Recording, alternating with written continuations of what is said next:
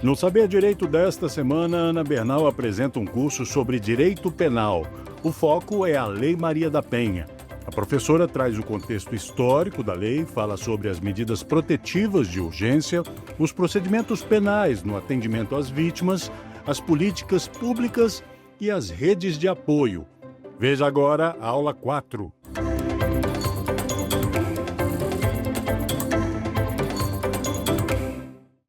Olá, bem-vindos ao programa Saber Direito da TV Justiça. Sou professora Ana Bernal, eu sou advogada criminalista, especialista em processo penal e penal pela PUC São Paulo. Tenho uma trajetória larga aí no combate à violência doméstica e familiar. Fui coordenadora da ESA, que é a Escola Superior da Advocacia da OAB São Paulo. E hoje eu estou aqui para falar para vocês um pouquinho da minha trajetória que se iniciou muito antes da Lei Maria da Penha, em 2006.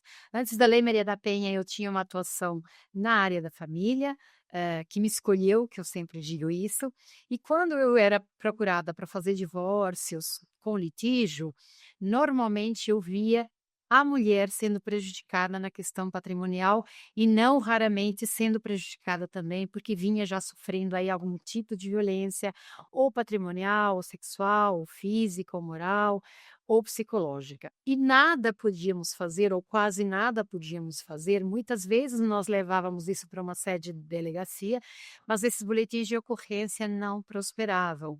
E na maioria das vezes nós até íamos para o judiciário, mas também tínhamos surpresas desagradáveis.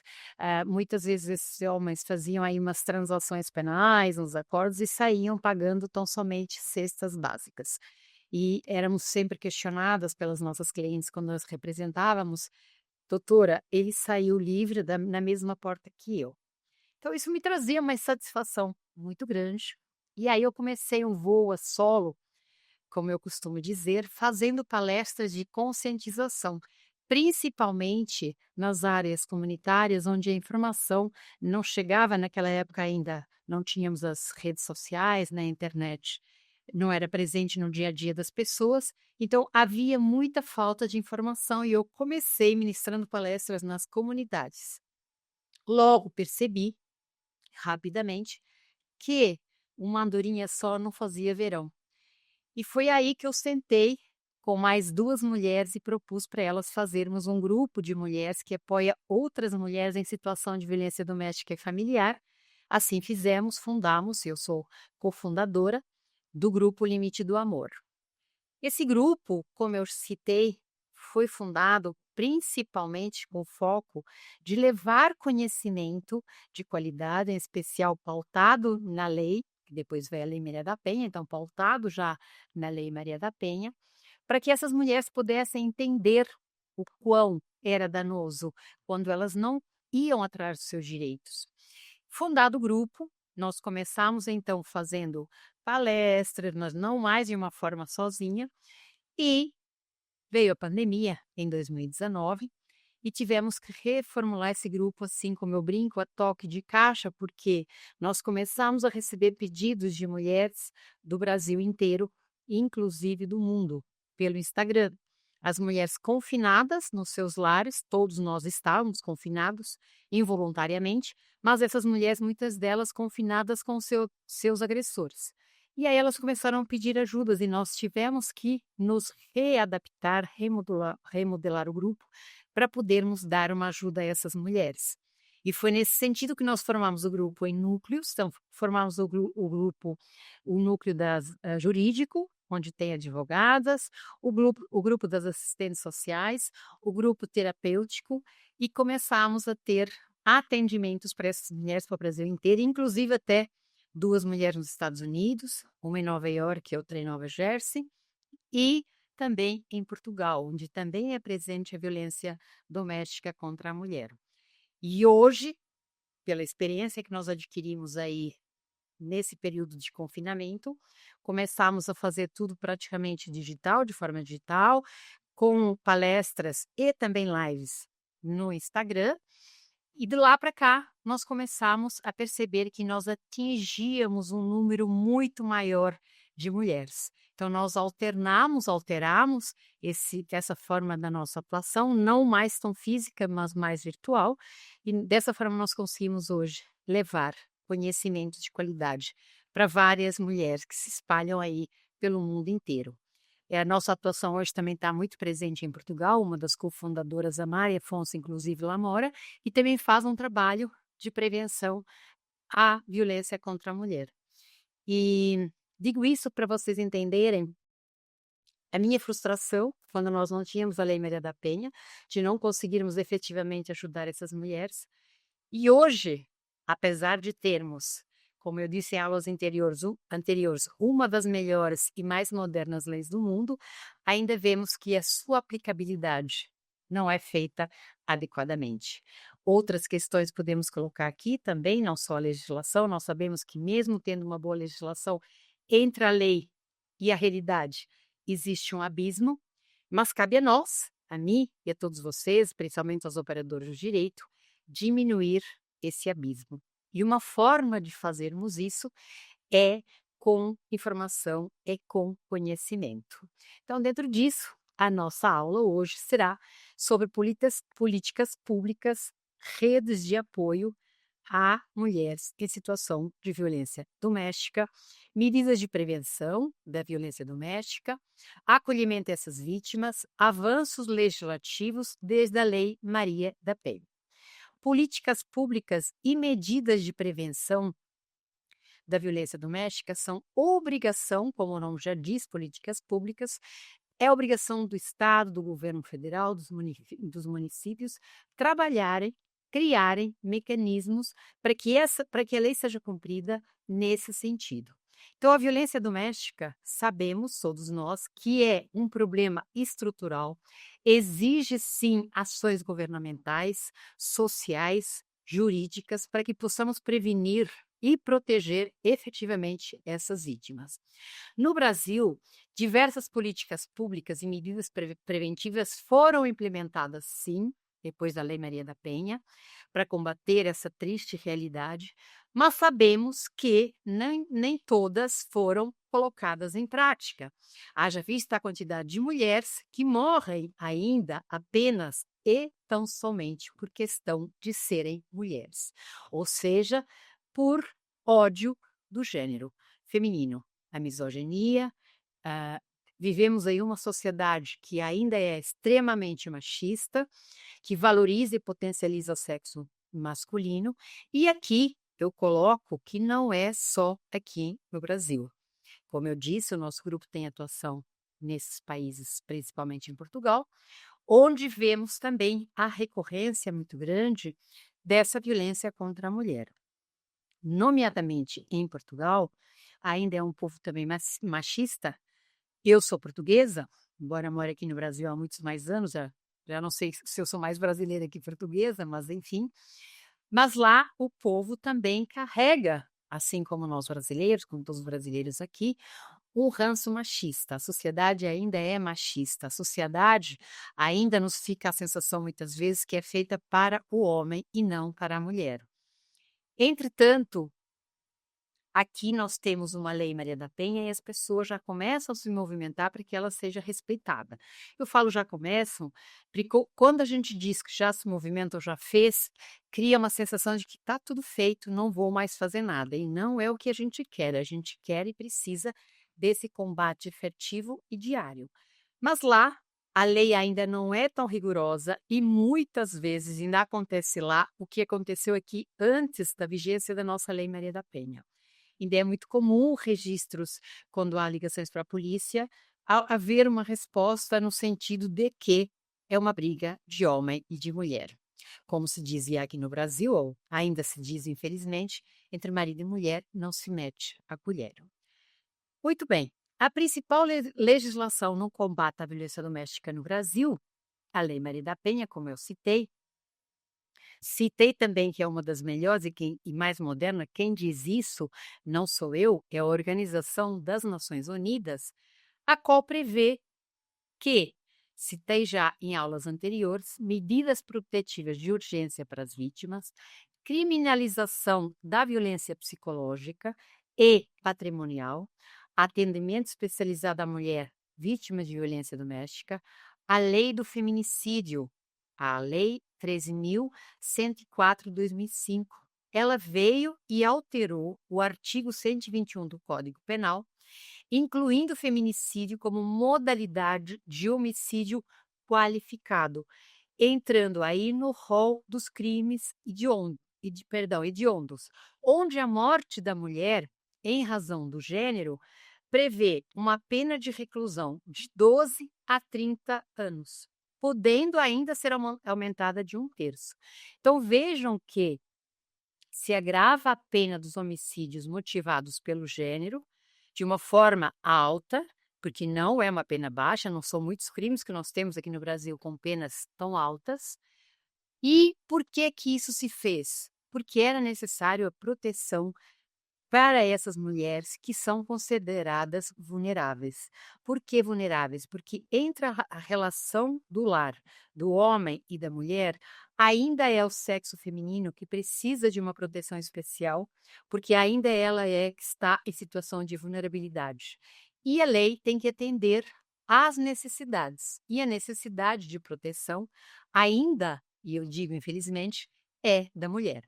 Sonho eu, e esse sonho não é só meu, graças a Deus, senão eu me sentiria uma sonhadora meliviana, de que nós, em alguns anos, esperamos que não sejam muitos, não precisemos de uma lei Maria da Penha, não precisemos de uma proteção especial, que possamos sim trazer uma equidade, para que possamos trilhar caminhos igualmente aqueles que são trilhados pelos homens, sem não ser cerceados de forma alguma, nem a nível profissional, nem a nível pessoal, nem a nível de família, nem a nível social. Sabemos que a mulher ficou confinada durante muitos anos aos trabalhos domésticos e à criação dos filhos. Claro que isso, com o passar dos anos, foi modificando, a mulher foi indo para o mercado de trabalho, e quando ela começou a ir para o mercado de trabalho, muitas formas de discriminação começaram a acontecer com essa mulher. Tida, muitas vezes, nem era tida, porque não era nem contada para o censo, nem se computava, mas ela sequer podia votar, muito menos ser votada. Isso nós estamos falando de coisas que não são tão antigas. Então, voltando aqui para as políticas públicas, que essa minha fala foi para dizer que as políticas públicas ainda são muito necessárias, e elas criaram, dentre outras coisas, a Casa da Mulher Brasileira, que é um centro especializado de atendimento integrado, humanizado para mulheres em situação de violência, com defensoria pública, com Ministério Público, com juiz e com assistência social, como eu citei em alguma outra aula anterior. Oferecendo capacitação de autonomia para a vítima, atendimento sigiloso e humanizado, a Patrulha Maria da Penha, que é um grupo que é de mulheres, composto por mulheres, às vezes alguns homens, que fazem um acompanhamento dessas mulheres que estão com uma medida protetiva, para verificar junto a se a medida está sendo cumprida, se houve algum descumprimento, se houve descumprimento, qual foi o descumprimento. Então, dar uma efetividade, fiscalizar, para que essas medidas realmente sejam cumpridas. Então, isso chama monitorar essas medidas protetivas concedidas a essas vítimas. Então, é uma das políticas públicas, fazer cumprir, fiscalizar e fazer cumprir essas medidas protetivas, criar ferramentas tecnológicas para que as vítimas possam ter na sua mão uma forma de, quando violada, se socorrer. Existem aplicativos, quase todas as mulheres que têm uma medida protetiva, e é informado dispositivo que pode baixar no seu celular, seja ele qual for, para que ela possa, então, se houver uma violação, com apertar de botão, chamar uma viatura, dizer que está sendo violada aquela medida protetiva. Quando isso acontece, cabe prisão em flagrante, sim, daquele descumpridor. Entretanto, Muitas mulheres acabam não fazendo essa denúncia de forma imediata. Ah, ele já vai sair, ah, ele já vai embora, por exemplo, se ele entrou na casa, e é nesse lapso temporal que muitas vezes acaba acontecendo a morte dessa mulher. Esses aplicativos de iOS ou iPhones, qualquer um deles, trazem para a mulher uma tranquilidade por poder fazer ali uma denúncia de uma invasão de domicílio ou qualquer outro descumprimento. Além disso, há campanhas educativas conscientizando a população através de escolas públicas, através de delegacias da mulher, programas que são levados também para as universidades, falando da igualdade de gênero e treinamento dos policiais, das policiais, dos promotores de justiça, para que possam atender essas vítimas de uma forma acolhedora. Fortalecimento de uma rede de apoio, e eu quando falo dessa rede de apoio, ela tem que vir por parte das políticas públicas, mas a mulher tem que se cercar também dessa rede de apoio. Tem muitos homens, companheiros, namorados, maridos, que afastam essa mulher da sua rede de apoio, dos seus familiares, dos seus amigos, dos seus colegas de trabalho, para que ele possa perpetuar contra ela aquelas violências. Então, o alerta que nós deixamos para essa mulher é para não se afastar, para ela continuar fortalecendo esses laços, essa rede de apoio, para que ela não fique só quando ela precisar se socorrer. A expansão das delegacias especializadas com atendimento à mulher é necessária, é urgente. Como eu também citei nas aulas anteriores, é possível a mulher se socorrer de uma delegacia comum, entretanto, a delegacia da mulher tem todo, como eu acabei de falar, um aparato onde ela já encontra todas as possíveis medidas que possa precisar para não precisar essa mulher ser removida de um lado para o outro. Muito embora esteja nas políticas públicas a previsão também de que seja fornecido transporte para essa mulher, assim como assistência jurídica, social para essa vítima que está assim vulnerável. E também está previsto nessa legislação uma das políticas, o incentivo à denúncia para essa vítima ser protegida. Por que incentivar a denúncia? Porque só denunciando é que você para esse agressor. Não raramente, nós vemos casos de mulheres que, quando passam por uma situação de violência e vão fazer a denúncia, às vezes tardiamente, já foram espancadas, quando elas chegam na delegacia, se levanta o histórico desse agressor, se percebe que ele já tem um histórico, nos relacionamentos anteriores, de muita violência. Então, reparem que, se esse homem não for denunciado, ele vai continuar perpetuando esses atos contra as mulheres.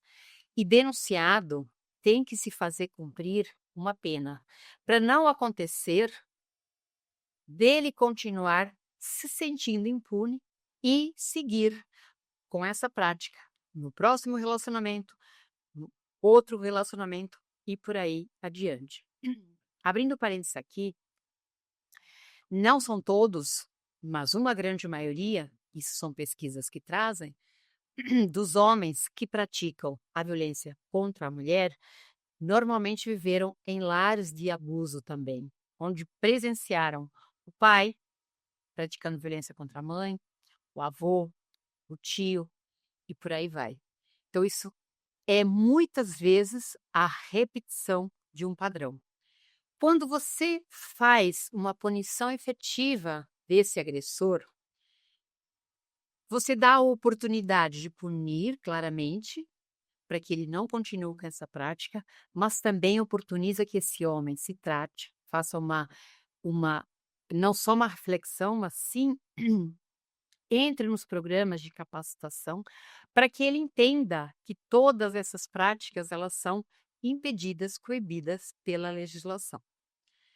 Faz parte também das políticas públicas implementar canais de denúncia de forma gratuita.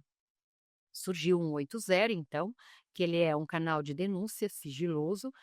É o importante e um dos principais canais para denúncia no combate à violência doméstica e familiar, não apenas para as vítimas, mas também para terceiros que estão no entorno e percebem que há ali a prática de violência doméstica e familiar. E muitas vezes as pessoas nos perguntam, mas como eu devo ajudar? Uma das formas de ajudar é ligar aí no 180 e denunciar esse abuso. Nós sabemos que nós não temos obrigação legal, quando eu falo nós, a sociedade em geral, de denunciar a prática de uma violência. Embora haja situações onde há obrigatoriedade dessa denúncia, como síndicos em condomínios, etc., nós, enquanto cidadãos que somos, temos obrigação de denunciar a ocorrência de qualquer crime.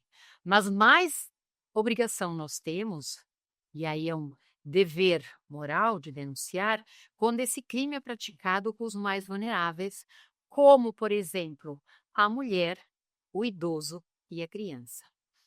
Esse atendimento está lá também previsto nas políticas públicas, deve ser 24 horas, especializado. Aqui cabe uma crítica, porque as delegacias de defesa da mulher não ficam abertas 24 horas.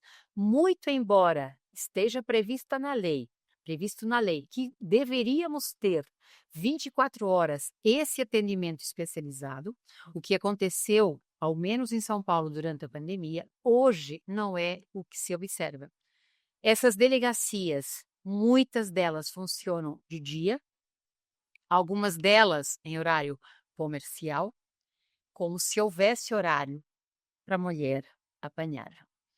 E aqui eu cito um exemplo muito recente, numa cidade muito próxima aqui de São Paulo, Marília, nem tão próxima, mas também não tão longe, onde uma assistida pediu a nossa ajuda e nós demos toda a orientação que a internet nos permite fazer esses atendimentos distantes, encaminhando essa mulher para a delegacia da mulher. Eram 20 horas, passava um pouco das 8 da noite, e essa mulher nos disse, doutora, a delegacia já encerrou, ela só funciona em horário comercial.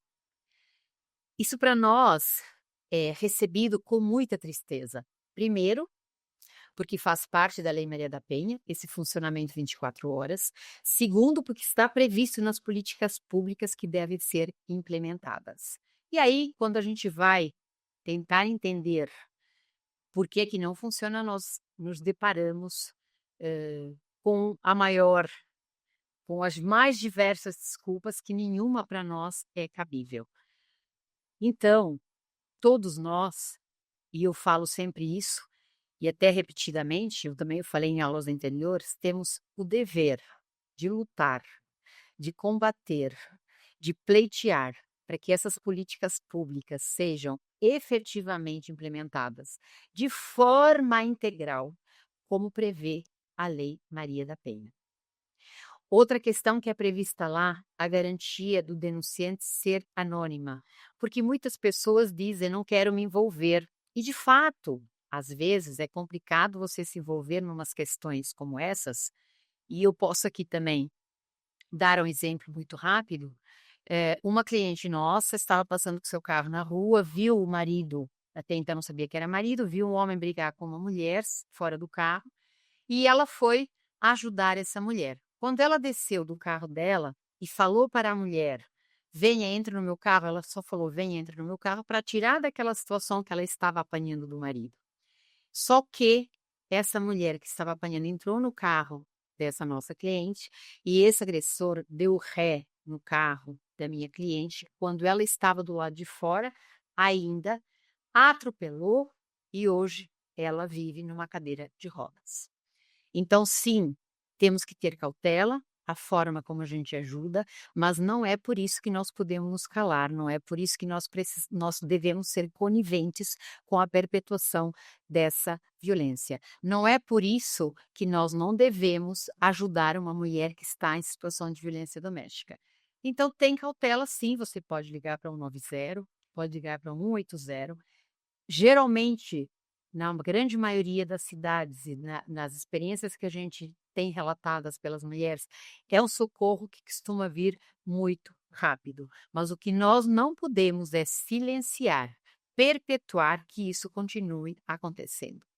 Então, a prevenção da violência doméstica exige sim um esforço conjunto entre governo federal, estadual, municipal, mas da sociedade, de nós, de cada um de nós, das instituições, da educação, da assistência, do cumprimento da legislação de forma integral. Isso é fundamental para mudar esse cenário e para tirar a sensação que muitos agressores ainda têm de impunidade, que dizem que nada vai acontecer. Denunciar e conscientizar são os principais passos, são essenciais para protegermos as vidas dessas mulheres.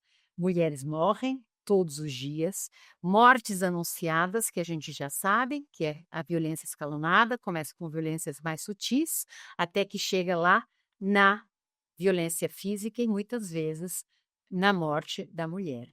Combater essa impunidade, então, é uma responsabilidade de todos nós.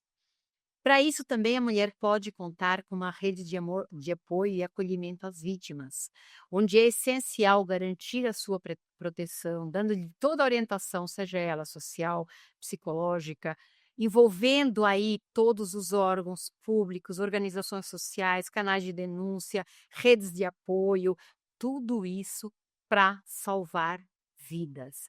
É essencial que as vítimas se conscientizem de que apanhou uma vez, ela vai apanhar 2, 3 e vai continuar apanhando. Só que com uma diferença, cada vez essa agressão, ela fica mais violenta. Então, você homem, você mulher, todos nós, devemos ajudar.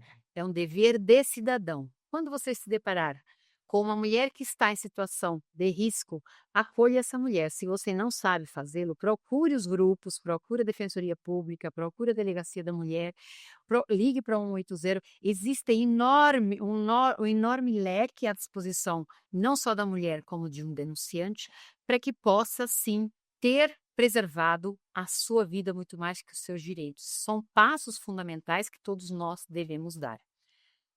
Acolher essa mulher também é um papel da sociedade de cada um de nós. Por quê?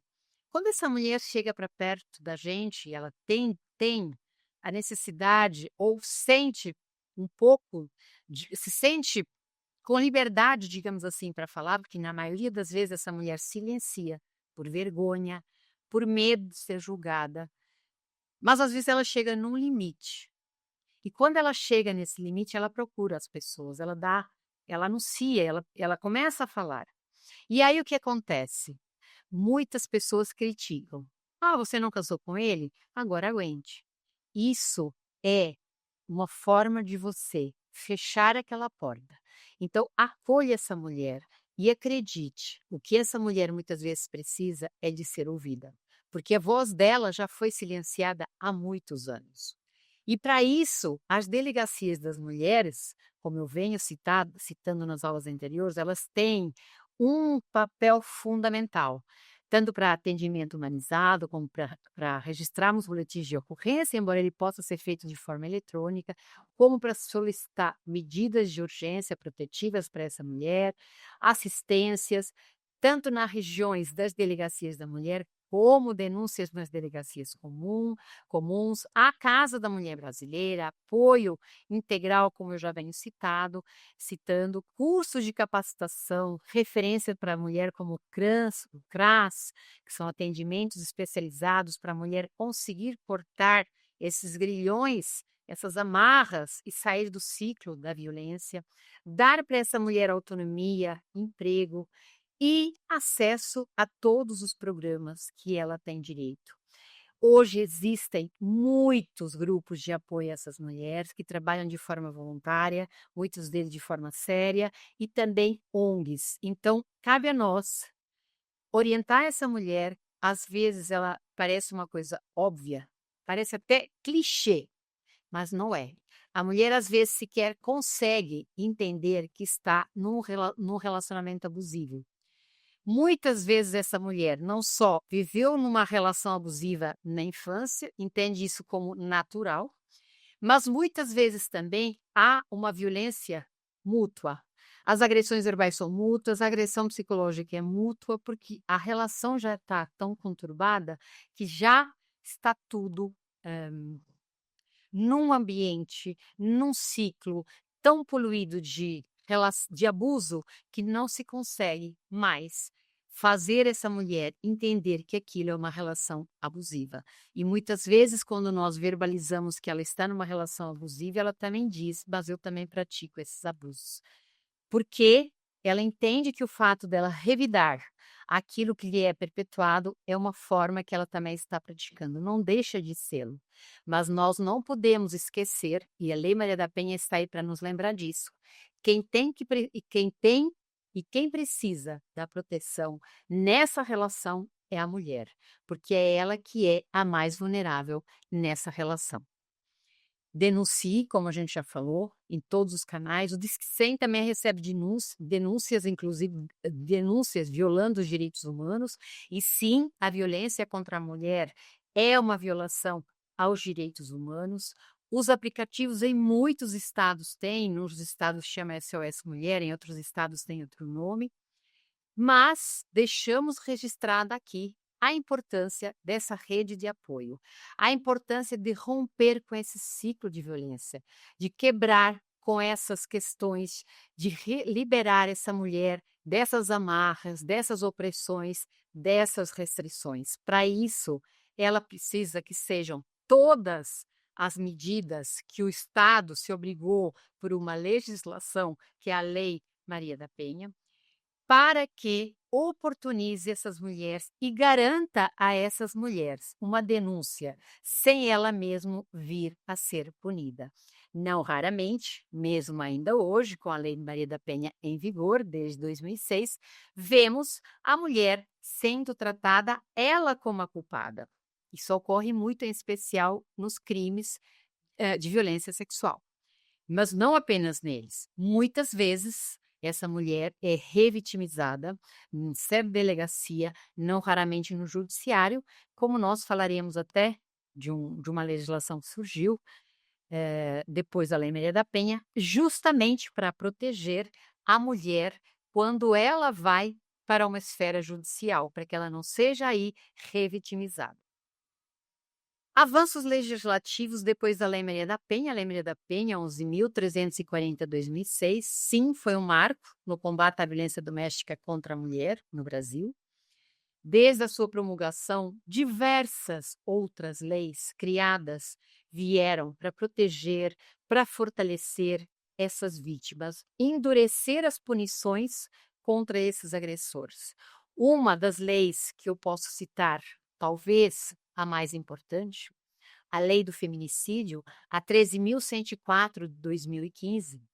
Até então, por que eu considero uma das mais importantes? Até então, a morte das mulheres em razão do gênero era tratada como homicídio comum. Era considerado, então, no contexto da violência, não se considerava que ela tinha sido morta por desprezo, por discriminação, por condição feminina, sem conhecermos esses números, já que ela ia a óbito como homicídio, nós não distinguíamos quantas eram as mulheres que morriam em razão do gênero. Então, nós sequer tínhamos como apurar quantas mulheres morriam exclusivamente por serem mulheres. Reparem, a lei 13.104 de 2015, ou seja, estamos falando de um tempo muito recente, 10 anos atrás. Nós não tínhamos sequer como apurar quantas mulheres morriam em razão do crime de misoginia, menosprezo pela condição feminina. Essa legislação incluiu, então, o feminicídio, tornando o homicídio qualificado. No Código Penal foi alterado o artigo 121, incluindo o feminicídio como uma das modalidades do homicídio qualificado, com uma pena prevista de 12 a 30 anos de reclusão. A criminalização e o descumprimento de uma medida protetiva, isso veio também em forma de lei, 13.641, 2018, com previsão de flagrante para o agressor que descumpre a medida protetiva. Até 2018, A Lei Maria da Penha veio em 2006, de 2006 até 2018. Se um agressor descumprisse uma medida protetiva, nós tínhamos dificuldade em criminalizar esse descumprimento da medida protetiva. Por esse motivo, essa lei foi sancionada e hoje ela prevê a prisão em flagrante com pena de 3 a 2 anos para o agressor que violar uma ordem judicial. Outra importante lei complementar à Lei Maria da Penha foi a Lei da Importunação Sexual, a 13.718/2018. Ela tornou crime os atos, libidinosos sem consentimento, como o assédio em transportes públicos, com pena de 1 a 5 anos de reclusão. Até então, muitos desses atos eram tidos, esse homem até era levado para a delegacia, mas ele saía porque pagava fiança. Hoje, não mais é possível. Então, os atos por importunação sexual são criminalizados a partir de 2018, com reclusão de 1 a 5 anos. Outra lei surgiu após a lei da Maria da Penha, foi a lei da violência psicológica contra a mulher. Ela recebeu o número 14.188 de 2021 e ela veio para tipificar a violência psicológica como crime autônomo, com pena de 6 a 2 anos de prisão e multa. Ora bem, por que como crime autônomo? Porque nós tínhamos previsto lá no artigo 7º da Lei Maria da Penha, a violência psicológica é um dos tipos de violência contra a mulher que pode ser praticada. Entretanto, nós tínhamos dificuldade em apenar esse agressor, porque não havia um conceito, uma descrição do que eram esses atos de violência psicológica. E aí, muitas vezes, essas mulheres eram obrigadas a ser submetidas a laudos terapêuticos e até psiquiátricos para tentar configurar esse crime de violência psicológica, que apesar de ser um crime que aparentemente não deixa marcas, diferente de um tapa que deixa um hematoma, de um soco ou até de um uso de arma, que vai deixar uma marca física, ela deixa uma marca psicológica profunda e muitas mulheres demoram anos para se recuperar dessa violência quando ela é sofrida por um longo período. Inclusive, eu fiz até um artigo num livro onde eu sou coautora, Mulheres, um Grito de Socorro, da editora Líder. Eu falo exatamente sobre essa lei e sobre as ações que levam a ser considerado esse crime como a violência psicológica. Então, qualquer humilhação, manipulação, controle emocional como formas de violência, stalking, foi um novo surgimento aqui que possibilita ser encaixado como violência psicológica. Falei numa das aulas anteriores também, que embora de uma nomenclatura do inglês, nós adotamos aqui como crime de perseguição. Então, nesse sentido, com essa lei, nós conseguimos responsabilizar de uma forma muito mais assertiva, muito mais rápida, esse agressor que pratica esses atos de violência psicológica contra a mulher.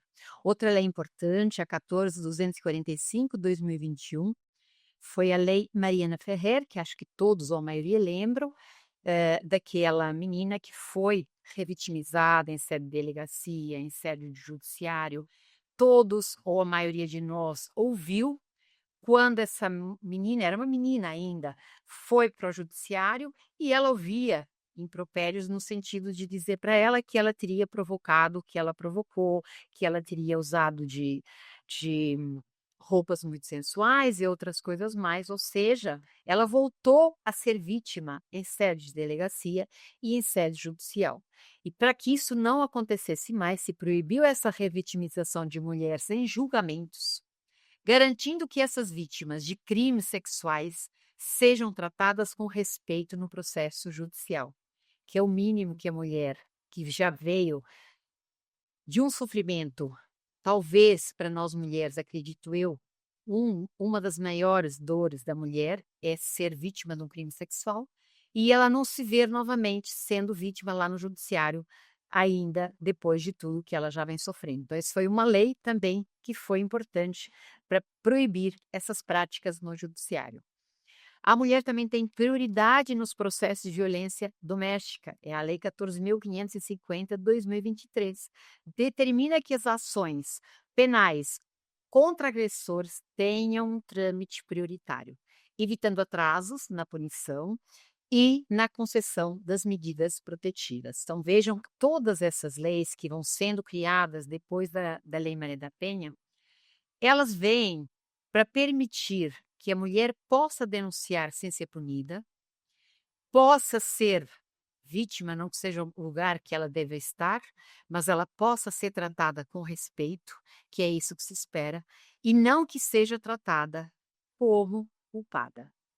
A Lei Maria da Penha, no Brasil, desde 2006, ela vem avançando, sim, e ela vem protegendo muitas mulheres. Muitas medidas protetivas foram concedidas. Ela veio endurecendo punições, ampliou direitos dessas vítimas, como nós acabamos de falar, em todas as legislações que surgiram após 2006, ou seja, o ano em que foi sancionada a Lei Maria da Penha, mas nós ainda enfrentamos grandes desafios. E com isso, esses desafios precisamos que sejam ampliados, confirmados, postos em prática todos os atos, todas as inscrições que estão lá na Lei Maria da Penha, como denunciar, como acolher, como exigir o cumprimento efetivo e integral dessa legislação, garantindo à mulher a justiça integral, porque ela tem direito, é um dever que a sociedade lhe deve, já que isso está previsto na lei, não é em qualquer outra lei, é numa lei federal, na Lei Maria da Penha. Então, sim, só conseguiremos salvar vidas se interrompermos os ciclos da violência. E nós só vamos garantir que a vítima receba apoio e proteção se nós efetivamente fizermos com que a lei seja cumprida. A Lei Maria da Penha e todas as outras que vieram depois da Lei Maria da Penha, com o único intuito: preservar a vida da mulher. A vida da mulher, cada uma importa, cada uma que morre é uma vida. É uma violação aos direitos humanos, sim, porque a mulher é um ser humano. Então, todos nós temos que lutar para o combate à violência doméstica e familiar. Todos nós, quando eu falo todos nós, eu digo homens e mulheres, já que nós conseguiremos, implementar todas essas previsões legais, todas essas aplicações, se nós não tivermos um protagonista dessa história, que são os homens. Nós precisamos que os homens estejam lado a lado com as mulheres.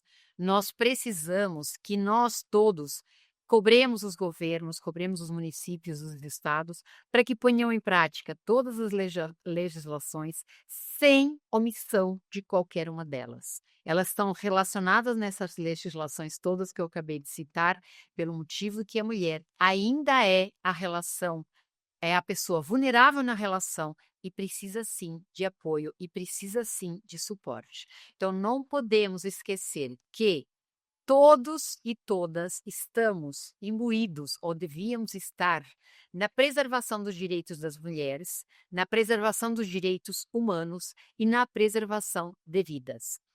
E aqui eu vou me colocar, quando a gente fala que é feminista, quase sempre alguém fala: nossa, mas você é feminista? Ser feminista nada mais é do que ser a favor dos direitos da mulher, a favor de que a mulher tenha equidade de gêneros. A mulher não quer estar à frente do homem, a mulher quer estar do mesmo lado, sair do mesmo ponto de partida, ter a mesma oportunidade, em qual setor seja, no trabalho, onde a mulher ainda é a primeira a ser demitida, a última a ser contratada, e no Brasil, a mulher, em média, ainda ganha 30% menos do que o homem. Isso, a meu ponto de vista, não está na lei, é minha opinião, é um dos fatores que mais afasta a mulher da igualdade de gêneros. Veja, 30% a menos é muita diferença em relação à remuneração salarial dos homens. Isso quer dizer que muitos lares no Brasil já são mantidos por mulheres, até mais de 50%. Isso quer dizer que no Brasil já são mais homens, mais mulheres do que homens. Entretanto, os espaços, por exemplo, da política ainda são ocupados majoritariamente por mulheres. Isso quer dizer que cargos de gerência para cima, diretor, CEO, executivas, etc., ainda são ocupadas só cargos ocupados 3% por mulheres. Isso afasta a mulher grandemente da sua equidade em relação ao homem. Poderíamos dizer, o Brasil está atrasado, mas não muito diferente de outros países. Países como a Europa, como Estados Unidos, por exemplo, nós vemos aí 9% desses cargos de CEOs ocupados por mulheres. Então, isso é um número que afasta, sim, a mulher da igualdade, da equidade, da mesma oportunidade em relação aos homens. E aqui cabe um parênteses que essa mulher que chega aos altos cargos ou alto escalão, na sua grande maioria, são mulheres que abriram mão da maternidade, quase sempre mulheres que não tiveram filhos, ou foram para a maternidade já numa idade mais avançada, porque ficam preocupadas com a questão da conjugar, equilibrar a maternidade e a carreira profissional. Não diferente foi para mim. Não fui mãe cedo, fui mãe com 31 anos, e uma das minhas grandes preocupações, e eu acredito que de muitas mulheres também, era justamente esse afastamento do mercado de trabalho, esse retardamento do mercado de trabalho, porque a mulher se afasta para a maternidade, muitas mulheres, quando voltam, não têm, cumprem lá aquele período que não pode ser mandada embora, da estabilidade, acaba esse período e as empresas, não todas certamente, mas muitas delas acabam demitindo essa mulher. Então veja que, para a mulher, pensar na maternidade é um desafio. Equilibrar maternidade e carreira profissional é um grande desafio, já que não só convive com essas questões de que para você galgar grandes cargos nas empresas, normalmente você tem que ter uma dedicação muito maior de tempo, e a mulher muitas vezes não dispõe desse tempo porque ela, além do tempo que dispõe para o trabalho, ela tem a dupla jornada, ela precisa cuidar do filho, precisa cuidar da casa e sobrando pouquíssimo tempo para ela. Dessa forma, divisão de tarefas de uma forma equilibrada seria uma forma de nós equalizarmos, distanciarmos esse abismo que ainda existe entre homens e mulheres, em especial na renda, que no Brasil ainda está distante em 30%, como eu vinha falando para vocês agora há pouco. Era o que eu tinha para falar para vocês, agora vamos para o quiz.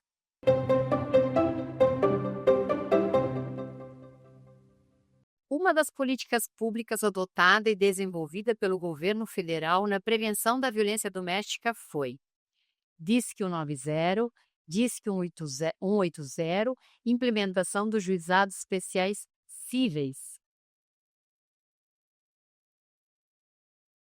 A letra correta é a letra B, Disque 180. Como eu falei no decurso da aula, um canal que é fácil para qualquer um de nós, seja para o denunciante, seja para a mulher que está em situação de violência, é ligar o 180. Ele serve para denúncia e, inclusive, ele traz orientações de como essa vítima deve se portar a partir de um ato de violência. Traz e dá orientações também para aquele denunciante, para saber como fazer e como proceder nessa situação.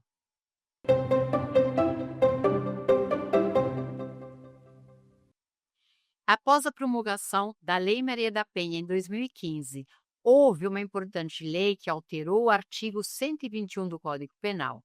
Qual foi essa lei? Letra A, Lei do Feminicídio. Letra B, Lei de Importunação Sexual. Letra C, Lei de Violência Psicológica. Alternativa correta, letra A, Lei do Feminicídio. Como eu explanei durante a minha aula, a Lei do Feminicídio foi uma das leis mais importantes, porque até existir essa lei, nós não tínhamos sequer como mensurar quantas mulheres iam a óbito em razão do gênero.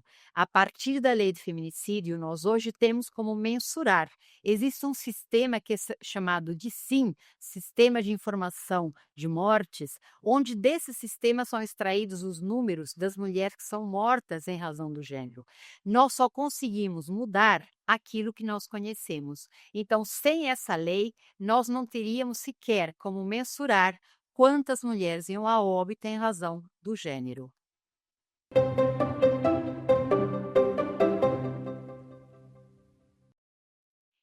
Entre o acolhimento às vítimas de violência doméstica pelo poder público estão organização não governamental, letra A. Delegacias especializadas de atendimento à mulher, a letra B, ou a letra C, todas estão corretas. Correta a letra B, Delegacia Especializada de Atendimento à Mulher, que é uma das políticas públicas que prevê o atendimento especializado humano de acolhimento a essas vítimas que estão em situação de violência doméstica e familiar. Então, em todas as legislações que nós falamos, que vieram após a Lei Maria da Penha, como eu citei lá atrás, elas foram implementadas para que essa mulher tivesse um atendimento integral e os seus direitos integralmente protegidos.